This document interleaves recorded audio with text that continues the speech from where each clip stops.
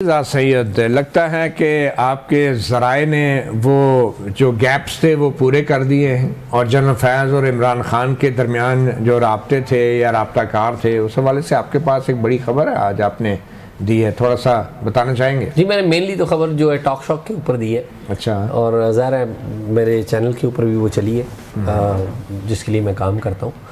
तो मेरे पास जो इतलात हैं, और ज़ाहिर है ये अस्करी ज़राए नहीं है ठीक है, क्योंकि अस्करी ज़राए इतने बुरे भी नहीं होते। नहीं, ये तो ज़्यादा बेहतर आप बता सकते हैं अच्छा।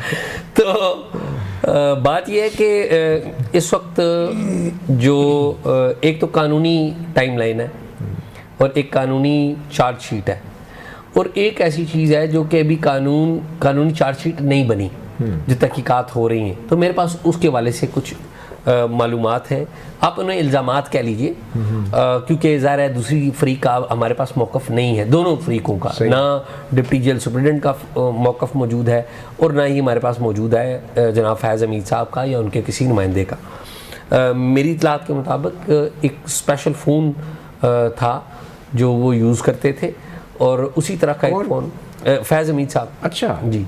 और उसी तरह का एक फ़ोन जो है वो डिप्टी जेल सुप्रिटेंडेंट साहब के पास से भी निकला है। अच्छा। और मेरी इतलात के मुताबिक वो आपस में राब्ते में थे, और डिप्टी जेल सुप्रिटेंडेंट जो है अकरम साहब, वो एक प्याम्बर का काम करते थे, ब्रिज थे जनाब इमरान खान और उनके दरमियान, फैज़ हमीद के दरमियान। ये मेरे पास जो इतलात मेरे पास आई हैं। तो वो रिकवर हो गए टेलीफोन सेट्स भी? मेरी इतलात मुताबिक ये है कि वो चीज़ें रिकवर कर ली गई हैं, लेकिन आप इसमें एक कानूनी और पेचीदगी भी है।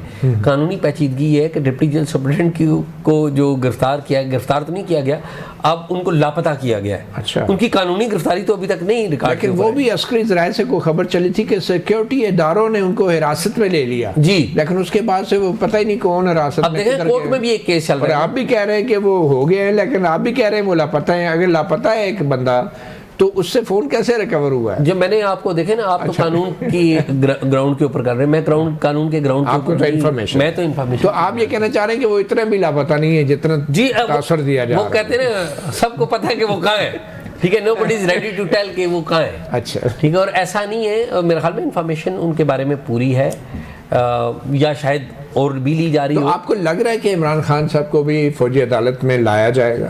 देखिए, अगर सिविल अदालतों से मुकम्मल तौर पर ज़ाहिर है हमारी जो पावर्स दैट भी हैं उनको उनकी उम्मीद के मुताबिक इंसाफ ना मिला इन्वर्टेड कामास में, तो फिर मेरे ख्याल में फौजी अदालत में जाएगा मामला। अच्छा, ये हो सकता है। लेकिन जो अस्करी ज़राए से आज रद्द अमल आया था, उसमें यह भी कहा गया था कि अगर इमरान खान साहब का ट्रायल होगा तो उन्हें भी पता चल जाएगा, ये वो खुली अदालत में ही होगा। लेकिन इमरान खान साहब का पहली बात तो राइट तय कर रहे हैं ना, क्या उनका राइट नहीं है कि वो मुतालबा करेंगे खुली अदालत में हो? मुतालबा करना उनका तो राइट है, कुछ भी राइट है, उनका राइट है। वो तो गुनगुना भी सकते हैं, मुतालबा भी कर सकते हैं, वो तो ऑब्वियसली उनके लिए तो कोई अब वो ऐसा एक माहौल है कि जिसमें और उनके पास भी ऑप्शंस कितनी है, पहली बात तो ये, उनके पास भी कितनी ऑप्शंस है। तो आपके ख्याल में क्या होना चाहिए? अब जनरल फैज़ के हवाले से एजाज सैयद ने भी कोई खबरें ब्रेक की हैं, ये तो राब्ते अब इस्टेब्लिश होते नजर आ रहे हैं, और ये अस्करी ज़राए नहीं है बाय द वे। जी जी जी, गैर अस्करी ज़राए। अच्छा, देखिए बात ये है कि रूल ऑफ लॉ, मैं तो हमेशा उसको सपोर्ट करूंगी। ये बख्तियार वली साहब ने कहा हम कॉन्स्टिट्यूशन में जो लिखा है उसके मुताबिक चलेंगे, तो उनको याद करा दें कि कॉन्स्टिट्यूशन में लिखा है कि योर राइट ऑफ आपका जो आपकी जो पर्सनल आपकी जो राइट्स हैं उसके बीच में राइट ऑफ ट्रायल आपका सारा वो इंक्लूडेड है, और वो सिविल कोर्ट के हवाले से होता है। उसमें कोई ये नहीं होता कि किसी के लिए कुछ और किसी के लिए कुछ। तो फेयर राइट हर आदमी का हक है, और वो उसको पाकिस्तान की अदालतों में मिलना चाहिए। दूसरी बात यह कि मेरा बहुत बड़ा गिला है मीडिया ट्रायल के हवाले से। मैं तो अभी और नाम भी ले आती हूँ, बुज़दार साहब और वो फरा गोगी साहिबा और जो है महमूद खान साहब, इनके बारे में लंबी लंबी उनके ऊपर वो एलिगेशन लगती हैं।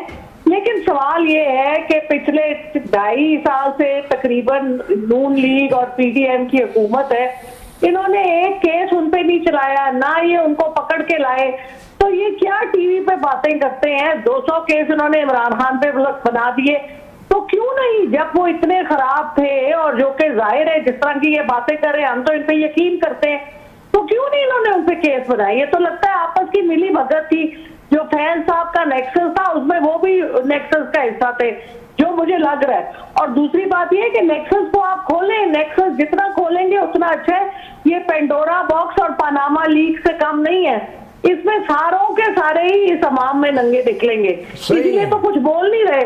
सारी जमातों की टॉप लीडरशिप चुप है, second tier third tier leadership बात कर रही है, क्योंकि सबके रास्ते थे, सबने इसमें अपना अपना पूरा काम किया हुआ है। तो हम तो चाहते हैं कि सबके राज खुले, सब बाहर आए और उससे दूध का दूध और पानी का पानी। हम तंग आ गए बंद कमरों में, बंद दरवाजों में, आप ये कह रही है सियासत और अवाम के साथ जो होता है। डॉक्टर ज़रका, आप ये कह रही है कि जनरल फैज से सिर्फ पीटीआई की क़यादत राब्ते में नहीं थी बल्कि नून लीग की भी थी, आप ये कह रही है?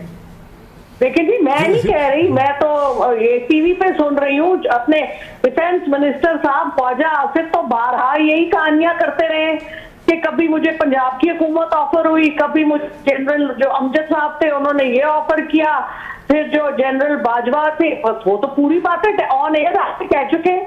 ठीक, तो आप उनसे पूछे ना, सबसे पहले तो ख्वाजा आसिफ साहब से पूछें। उन्होंने तो पहले ये भी कहा था कि 2018 के इलेक्शन में किस तरह उन्होंने अपनी सीट ली, वो भी वो ऑन एयर बोल चुके हैं। जनरल बाजवा को फोन किया था। ये है कि सारे लोग जो है बमा इसहाक डार साहब के 165 का दे के बयान, उसके बाद वो उसके ऊपर से मुकर जाते हैं और ये हुकूमत किसी को पूछती नहीं है। ये बात आप सही कह रही हैं, बस इतना लूज है। सेनेटर ज़रका, ये बताएं, आपके लगता है कि जनरल फैज हमीद का भी मीडिया ट्रायल किया जा रहा है?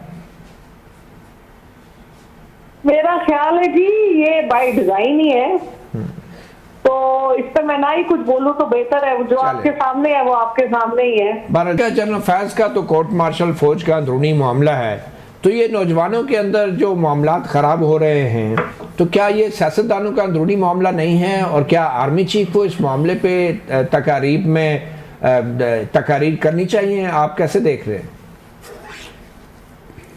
जी बहुत शुक्रिया, आपने ऐवानों की बात की ना। जी सॉरी, ऐवानों में जी ये थोड़ा सा कनेक्शन था इसका। ऐवानों में तो जी मेरा ख्याल है कि बहुत जरूरत है हम एक पार्लियामेंटेरियन को लेके आते हैं, क्योंकि नहीं माजरत के साथ, सॉरी सेनेटर ज़रका, आप शायद सुन नहीं पाई। सेनेटर ज़रका, मैंने ये बात की है कि अगर जनरल फैज का कोर्ट मार्शल फौज का अंदरूनी मामला है, तो जो नौजवानों के अंदर जो एक इज़्तिराब पैदा हो रहा है रियासती इदारों के हवाले से, तो क्या ये सियासतदानों का अंदरूनी मामला नहीं है? और क्या इसमें आर्मी चीफ को भी तकरीर करनी चाहिए? देखिए जी, मैं तो क्या कहते हैं सिद्धि और सिद्धि का शोरबा, मैं क्या बोल सकती हूँ, आर्मी चीफ क्या कर सकते हैं क्या नहीं कर सकते। ये तो बड़ा खौफनाक स्टेटमेंट हो जाएगा, कल मेरे घर डाला आ जाएगा, प्रॉब्लम हो जाएगी, तो ये रहने ही दें आप। तो आप मेरे हवाले से बात करें कि आपको क्या होना है और हमने मेरे ख्याल में हमारी असली क़यादत रीजनिंग पे और तकारीर जो हमने सुनी अभी तक, लगता है कि वो मंतक और रीजनिंग पे बिलीव करते हैं, और इसी तरह नौजवानों की जहनसाजी के लिए भी बड़ी दलाइल के साथ और अहादीस और कुरानी आयात के साथ वो बात करते हैं। तो आपको घबराने की जरूरत नहीं है, आप भी दलील से बात करें ना। देखिए जी, बात यह है कि अच्छी बात है अगर वो भी बात कर रहे हैं, तो बाकी देखिए सिर्फ, लेकिन बातों से आपको आगे बढ़ना पड़ेगा ना। ये बातों से भूखों में पकौड़े तो तले नहीं जाते, कुछ करना पड़ेगा। 66% आपकी जो 30 साल से कम की नौजवान है, आपका क्या हो रहा है इस वक्त कड़क में, आपका क्या हो रहा है इस वक्त? आप इतना बता दें जी सेनेटर ज़रका, सिर्फ इतना बता दें कि आर्मी चीफ को तकरीर करनी चाहिए इन कौमी मामले में पब्लिक गैदरिंग्स के अंदर।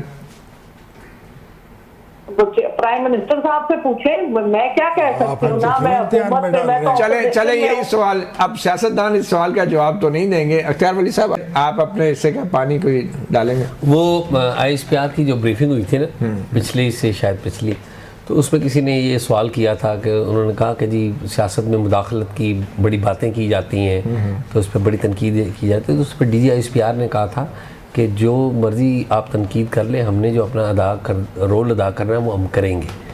तो मेरा इट सेज एट ऑल कि आप इस वक्त जो सिचुएशन है, पाकिस्तान में कोई जमहूरियत, मजबूत जमहूरियत नहीं है, और पाकिस्तान अनफॉर्चुनेटली अथॉरिटेरियन और सिक्योरिटी स्टेट ज़्यादा है, जमहूरियत कम है। तो जब आपकी स्टेट की हैयत अथॉरिटेरियन हो या जहाँ पे जमहूरियत मुकम्मल तौर पे नाफिज ना हो, तो वहाँ पर जो सिक्योरिटी के हुकाम होते हैं वो ज़्यादा अहम हो जाते हैं अपनी ताकत के बलबूते के ऊपर। और जब आप सियासतदानों से इस तरह के सवालात करेंगे तो सियासतदान भी वही जवाब देंगे जो ज़रका बीबी ने दिया, और आप के सामने कोई खुल के बैठ के जब बात करेगा तो मेरे ख्याल में फिर आपका टेलीविज़न चैनल भी नहीं चलेगा।